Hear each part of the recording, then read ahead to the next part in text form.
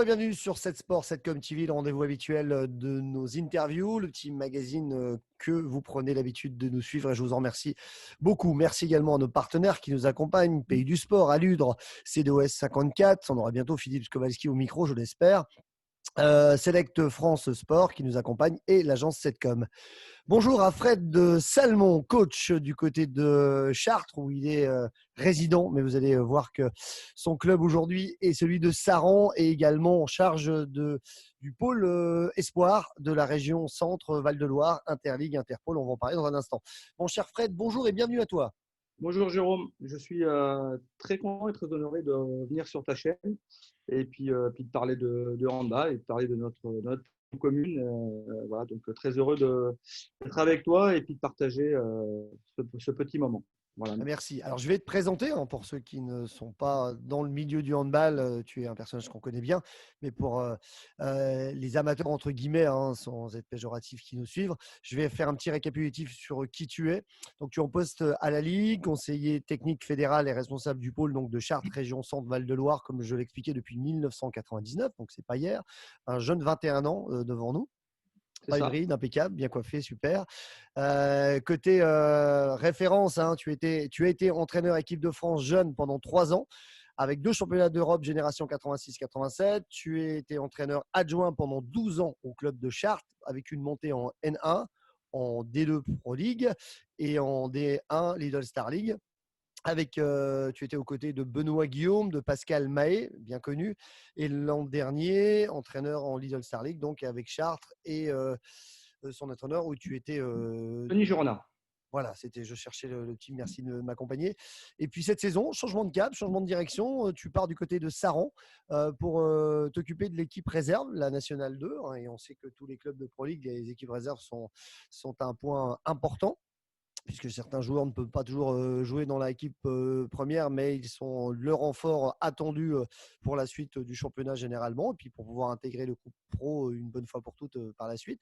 Donc c'est un nouveau challenge sur lequel tu t'es dirigé à Saran, c'est bien ça? Alors, tout à fait, tu as bien résumé la situation, mais ce qui est quand même important, c'est de dire que moi, mon travail est avant tout, je suis cadre pour la Ligue et pour la fédération via le pôle, donc ça, c'est mon emploi depuis Bien sûr. 21 ans. C'est pour ça que je l'ai gardé. Si j'ai pu éventuellement être en première division l'année dernière, je remercie déjà la Ligue, bien sûr, le club de Chartres qui m'avait fait confiance. J'ai été mise à disposition, à dire partielle, pour que je puisse Bien sûr. œuvrer et que je puisse connaître ce niveau que je n'avais pas connu. Donc déjà, je leur remercie. Donc après, c'était déjà prévu, déjà globalement, que je fasse qu'un an parce que la fédération et la ligue souhaitaient que je reprenne mon poste Mmh. pour continuer la formation. En ce qui concerne par rapport à Chartres, oui, on va prêcher. Je pense que une page est tournée. On essaie d'essayer de trouver des accords pour que je puisse être sur le centre de formation. On ne s'est pas entendu, c'est la vie sportive. C'est ce que Voilà. j'allais dire. Voilà, donc par contre, j'avais de très bons contacts avec Saran depuis de nombreuses années, qui souhaitaient éventuellement que je puisse apporter tout ce que j'ai apporté pendant quasiment 15 ans à Chartres. Donc c'est avec un grand plaisir qu'on a pu s'entendre. Pour l'instant, j'arrive sur l'équipe réserve, mais je ne me cache pas que mon objectif à moi, c'est d'essayer de structurer toute la partie, on va dire, Formation. formation, centre de formation qui pourrait voir le jour dans quelques années. Donc, c'est sur ces choses-là que Ouais, si je suis venu. Je ne suis pas venu spécialement entraîner, que apporter l'équipe mon de réserve. expérience, etc. Je suis vraiment venu pour structurer le club à partir de l'axe de formation. Et ça me tient à cœur et c'est mon cœur de métier, quoi. Surtout que tu as une grande expérience là-dessus. On peut également revenir sur certains joueurs qui sont sortis au plus haut niveau du pôle espoir. Beaucoup en sortent qu'on croise en Pro League ou en Lidl Star League. On peut citer quelques noms référents comme Valentin Porte, comme Elohim Brandy qui est en plein explosion, qui vient d'arriver au PSG. Tu m'avais noté quelques infos, une vingtaine de joueurs sortis du centre de Ouais, formation. ouais, Dont un certain également Aurélien Chitombi qui va venir faire les beaux jours de Nancy, on en est ravis. Qui te je crois. salue, je renvoie, je Ouais, renvoie à tous les ouais, handballeurs les messages. tu m'enverras. lui renverra la bise parce que c'est quelqu'un, au-delà de son potentiel handball, bon, je pense qu'il va vous apporter beaucoup de choses, mais humainement, c'est un garçon que Oui, j'apprécie. ça se voit Voilà, vite. voilà, donc moi, c'est un garçon qui, au-delà du handball, m'a toujours touché dans le rapport que j'ai eu avec lui. Alors oui, en effet, les pôles espoirs, comme tu le sais, il y a mon collègue, il y en a un à Potin-Mousson. Notre objectif avant tout, c'est de sortir des Sylvain joueurs Brosse, qu'on de haut salue et niveau. qu'on aura bientôt au Sylvain micro. Brosse, j'ai fait une grosse bise, le pêcheur endiablé. C'est ça, Euh, et notre objectif, c'est de fournir les joueurs pour les équipes de France, mais aussi pour les clubs professionnels. bien sûr. Donc aujourd'hui, moi, j'ai eu la chance, voilà, j'ai eu la chance de côtoyer et d'avoir des joueurs comme tu as cité, Valentin Porte et Elohim Brandy, quand même deux joueurs qui sont en France. Pour une petite région comme la nôtre, c'est une grande satisfaction d'avoir deux joueurs en France A. Après, bah, bien sûr, j'ai eu l'avantage Il est 11 de heures. toucher pas mal de joueurs sur toute ma carrière. Donc aujourd'hui, je crois que je dois avoir encore une vingtaine de joueurs qui sont en contrat pro de la première division à la deuxième division. Donc oui, c'est vrai, je ne vais pas me cacher que pour les sports de Chartres fournit bien le handball de haut niveau. Très bien, Là, on est assez content que ce soit tous les gens qui travaillent autour de Chartres bien sûr. et la Ligue via la fédération. Alors, juste pour préciser, le pôle espoir n'est pas celui du club de handball de Chartres, mais il est situé à Chartres pour le pôle espoir de la région centre. Voilà. Ça fait 40 ans qu'il a quand même, hein, 40 ans. Oui, d'accord. Les premiers qui ont foulé le parquet à Chartres, c'est quand même important que je le dise, c'est Philippe Gardan, Thierry Perreux, Cochery, D'accord. etc. C'est eux qui ont fait les premiers pas de Chartres dans un autre lycée, mais c'est eux qui ont été les premiers pionniers D'accord. de l'histoire de Chartres. C'est bien de le préciser. Alors, aujourd'hui, tu as également donc cette deuxième activité d'entraîneur à Saran, pardon, pour la N2. Tu as rencontré ton nouveau groupe depuis le 16 août, je crois. Ouais, c'est Comment ça. se passe cette prise de contact, ce Alors, départ de préparation voilà. Alors déjà, c'est vrai, comme tu l'as dit, moi personnellement, en tant qu'entraîneur, j'aurais voulu bien commencer un peu plus tôt. Oui, Mais bon, voilà, moi je suis arrivé très tard, on va dire, dans le staff. Donc mon collègue, parce qu'en plus que tu connais bien, c'est Mathieu Drouin, hein, l'église d'accord. Drouin, On qui était à salue, la bien retraite. sûr. Donc D'accord. voilà, on bosse tous les deux ensemble. Quelqu'un que je connaissais, mais que je découvre aujourd'hui et auquel je pense qu'on va faire un bon duo parce qu'on se complète et je pense qu'on s'apprécie et on se respecte. Donc je pense qu'on va faire du bon boulot tous les deux. Avait déjà prévu la prépa, donc on est resté comme ça sur ces dates-là. Bien sûr. Et bah, je suis très content parce que les joueurs ont fait une bonne prépa individuelle. C'était notre souhait avec Mathieu. Donc on est arrivé, on a bien sûr squeezé certaines choses, on va dire la piste. Voilà, donc on a fait tout de suite du handball, du travail physique à l'intérieur des séances, mais globalement on est content.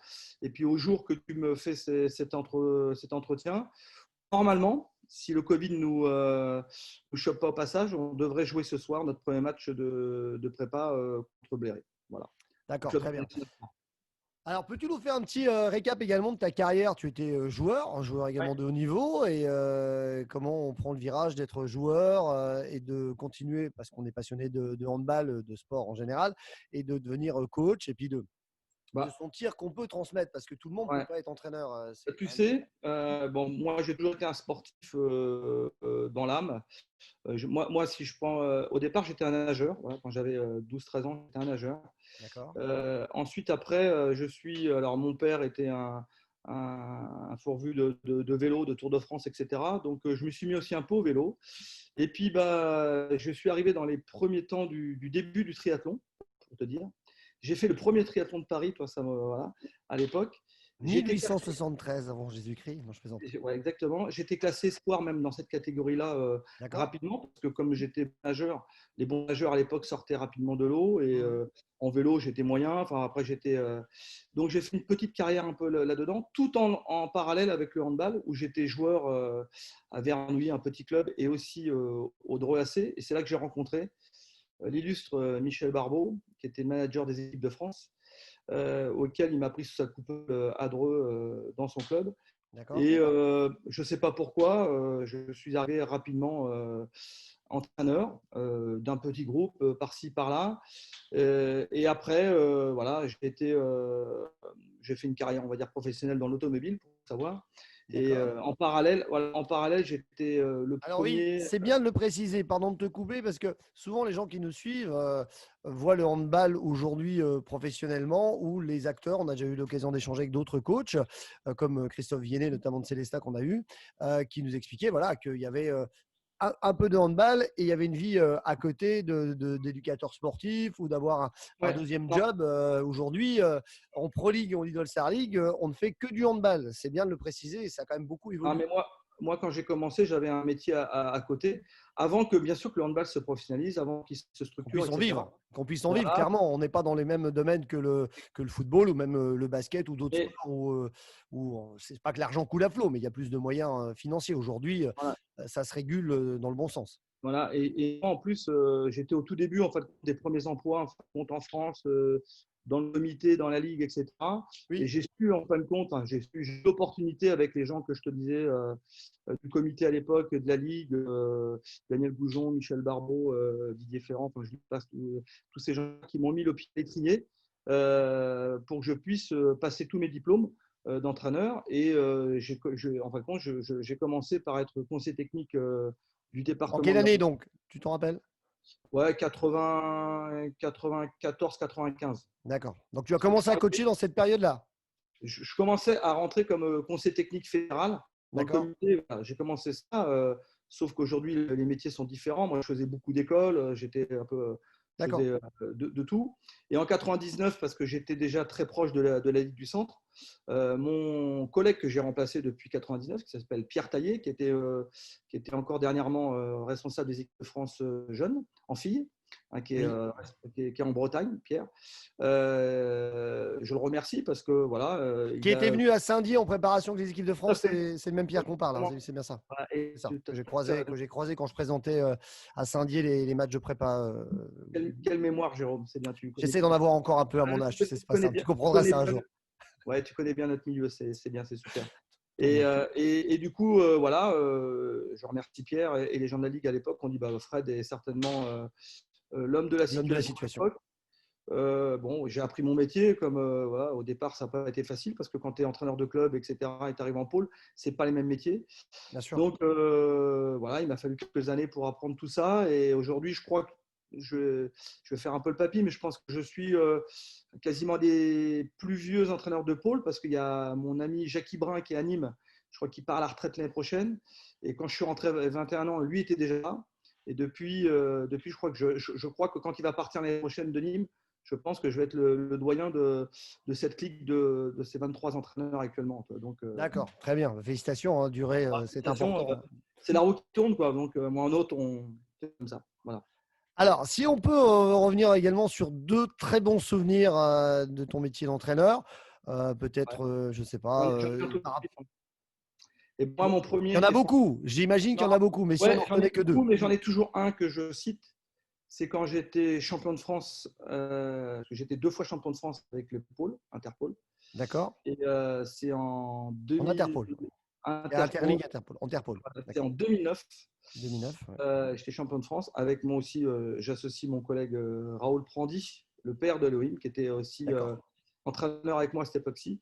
Et c'était mon premier titre de champion de France. Et franchement, s'il y a, même par rapport à toutes les montées que j'ai connues avec Chartres, etc., ça reste pour moi quelque chose parce que c'était une aventure que j'ai vécue bon, avec mon collègue, mais avec les garçons sur une année. Et j'ai toujours, voilà, même quand j'en parle encore, j'ai toujours un. Allez, un peu les frissons et Voilà. l'émotion. Quels étaient les jeunes joueurs de l'époque, si on en a un ou Je peux deux? te citer Quentin Minel. Hein, Quentin D'accord? Minel qui était élu meilleur joueur du tournoi, qui avait été sélectionné, enfin qui avait été parti à Créteil. Et 3 ans après, il avait été comme élu meilleur arrière-gauche du championnat du monde avec Johan Dolat, je crois, quelques années après. Donc il y avait Rémi Leventou qui est à Toulouse. Oui, bien sûr. Bon, il y avait qui d'autre Aurélien Chitombi, excusez-moi. Aurélien était D'accord, ben champion de voilà, France c'est bien avec moi. d'en citer. Deux fois champion de France, Aurélien. J'ai 2 joueurs. Les 2 joueurs où j'ai pris des titres, j'en ai que 2. C'est Aurélien Chitombi et Bougrainville, Jordan Bougrainville était avec lui. Voilà. Donc pour moi, c'est mes plus gros souvenirs. Franchement, et au niveau émotionnel avec les garçons, voilà, j'en parlais souvent avec Aurélien l'année dernière. D'accord. Et si on a un deuxième souvenir qui peut se… bien sûr la première montée en première division avec le groupe de Chartres, ça reste quand même D'accord, bien sûr. Ça voilà, reste, avec le retour à Chartres, on était venu en train, il y avait 300 spectateurs qui nous attendaient sur le quai de la gare. Non, voilà, ça reste une émotion forte. Donc, je dirais mon premier titre de champion de France et puis après la première montée avec le club. avec Chartres. Et je mets le club, je ne mets pas les joueurs, je mets le club. C'était vraiment une émotion. On a vécu un D'accord. week-end où ça restera dans mes annales. Très bien. Nous te remercions pour ces petites confidences en direct. Direction Saran maintenant pour la réserve. Quels sont un peu les objectifs affichés cette saison par rapport à cette équipe Il est réserve? clair, pour moi maintenant, avoir vu l'ensemble du groupe, n'ayant pas touché les 3-4 joueurs qui sont avec Fabien Courcial sur le groupe de l'équipe première, Oui. qui sont pour l'instant Il par faut le descente des rappeler aussi à retours. tout le monde que voilà comment fonctionnent les clubs. On a une équipe pro avec un groupe. Le coach principal choisit également d'intégrer de nouveaux joueurs. Donc là, en l'occurrence, souvent, c'est 4 joueurs qui Donc, donc ça, à peu s'entraînent près. avec les pros et qui reviennent également le week-end jouer avec la N2. Donc, Ouais. c'est comme ça que ça fonctionne. Exactement, donc c'est des joueurs qui vont même participer totalement, je pense, à la vie de Saran. Donc on sait qu'aujourd'hui, pour la boutade, Saran et Nancy vont être les deux grosses équipes. Non, mais il faut le dire. On parlait, Moi, je dis échanger. aujourd'hui que Effectivement, c'est aujourd'hui, les deux équipes qui sont favorites, puisqu'il faudra également craper qu'il n'y a pas de descente de Lidl Star League cette année. Donc, la concurrence va être peut-être un petit peu moins forte, même si d'autres clubs seront forts, parce que la théorie est une chose, le terrain en est une autre. voilà. Donc, effectivement, Saran et Nancy restent deux équipes Ouais, favorites, mais il faudra ouais, se méfier de Dijon, il faudra se méfier de Massy, il faudra se méfier de Poto Combo et ainsi de suite. Donc, ça, on sait que ça sera une saison compliquée, dure, comme toujours. mais il faut le dire, ça reste aujourd'hui, il faut bien se lancer avant le championnat. Moi, je mets dans le panier haut Nancy et Saran. Mais de toute façon, l'avantage à Nancy, c'est qu'on a le meilleur public de France et le meilleur speaker de France. Donc, par rapport à ça, je plaisante évidemment et je me fais des fleurs tout seul.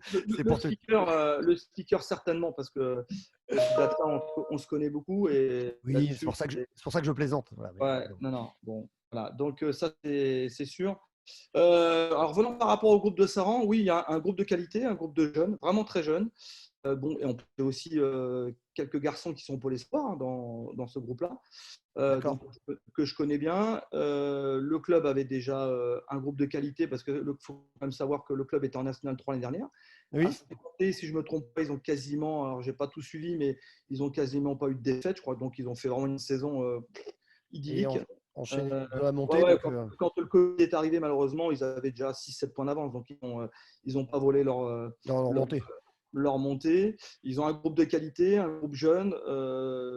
Moi qui me plaît beaucoup. Alors, et je pense qu'on a les moyens ouais, de faire, j'espère, du haut de tableau avec ce groupe-là. Moi qui connais bien ce niveau de la National 2 pour l'avoir vécu beaucoup de fois avec le centre de formation de Chartres, et en regardant ce qu'on D'accord. fait actuellement, il y a le moyen de. Alors, autre question. Est-ce que c'est possible que cette équipe réserve monte en N1? C'est fini. Il fut une époque où le club pro devait avoir deux divisions d'écart avec sa réserve. Je crois que maintenant, on peut avoir une Tout à fait, N1 et une Pro League, c'est ça? tout à fait, voilà, ouais. D'accord. Parce que, ouais, voilà, J'avais un il y doute a là-dessus, c'est pour ça. voilà. Mais alors, en toute honnêteté, je pense pas, et enfin, c'est pas l'objectif du club. Je pense que le club a besoin de stabiliser ce groupe en Oui, N2. oui, oui, oui. Une simple Et, question de possibilité. ouais, ouais. Et l'objectif du club, c'est d'essayer de travailler sur un projet de centre de formation. Donc, D'accord. il y a de quoi faire, mais la N1 et je pense pas que ce serait une bonne idée maintenant. D'accord. C'était Sportivement, on verra.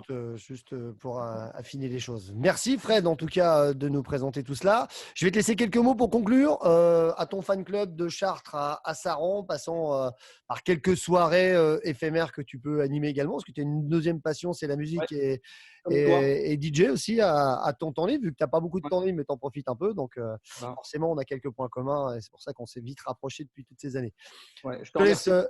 le micro pour dire quelques mots et conclure Voilà. cette interview. Non, mais tout simplement, déjà, j'espère pour l'ensemble des handballeurs que nous allons reprendre le terrain parce que j'espère vraiment parce qu'aujourd'hui, quand on voit l'actualité, tout ça me fait peur. Donc, j'espère qu'on ne va pas commencer le championnat et l'arrêter en octobre ou en novembre. J'espère pas. Voilà, ça c'est la première des choses, qu'on a vraiment tous envie de se retrouver autour des terrains. Comme on a envie de se retrouver, je le dis franchement, je suis aussi un fêtard dans les soirées, etc. etc. J'ai eu beaucoup de choses d'annulées comme toi. Pour moi, c'est moins grave parce que c'est pas mon gagne-pain. Mais il y a eu beaucoup de choses d'arrêter. Donc, je souhaite, le meilleur pour Saran. Je souhaite le meilleur pour Nancy et j'espère Merci. que ces deux clubs-là se retrouveront au plus haut niveau l'année prochaine. Voilà, vraiment, je le pense avec sincérité.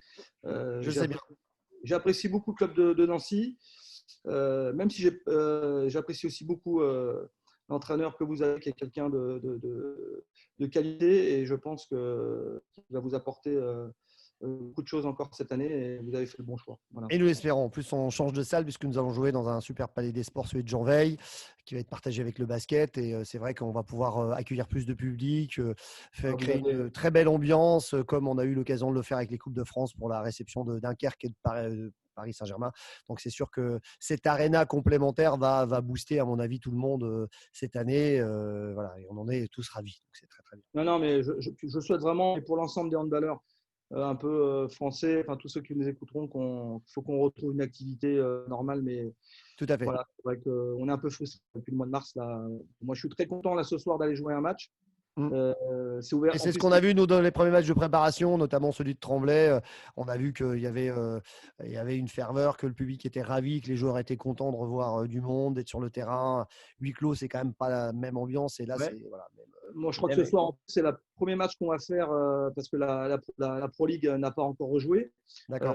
Je crois qu'elle va jouer la semaine prochaine sur un autre tournoi, je ne sais plus où, du côté de Valence. On suivra les infos par rapport aux dates. Donc, nous, je pense que ce soir, on va avoir du monde, malgré il y aura bien sûr un cahier sanitaire à respecter par le Bien club. sûr. Mais il y aura du monde dans les salles parce que les gens de Saran n'ont pas revenu depuis le mois de mars. Donc, ben, c'est tout ce qu'on vous souhaite. Une belle réussite. Je te souhaite une belle saison, Fred, du côté donc de Saran avec la N2 et bien sûr sur le pôle pour les interligues, interpôles. Et j'espère qu'on aura l'occasion peut-être de se recroiser ailleurs, mais sur le terrain du handball, notamment pour les interligues qui ont lieu généralement à Saint-Dié, qui ont été annulées également cette année au mois de mai, mais avec Eric Villemain et toute la team du club de Saint-Dié handball qu'on salue également. La Fédé a reconduit son contrat pour l'année prochaine si tout ça nous le permet. Voilà, on sera là présent. Et puis moi, je suis en contact avec toi. Avec grand plaisir. Merci Fred. À très bientôt. Bonne continuation. Merci à vous. Et continuez sur cette sport, parce que je continue et je trouve ça super. Continuez. Merci à toi. Et ben on t'invitera de le partager comme tous ceux qui nous suivent. Merci à vous. Je vous souhaite une belle soirée et puis rendez-vous pour un nouveau mag de 7 Sport. À bientôt. Ciao, ciao. À bientôt. Ciao, ciao.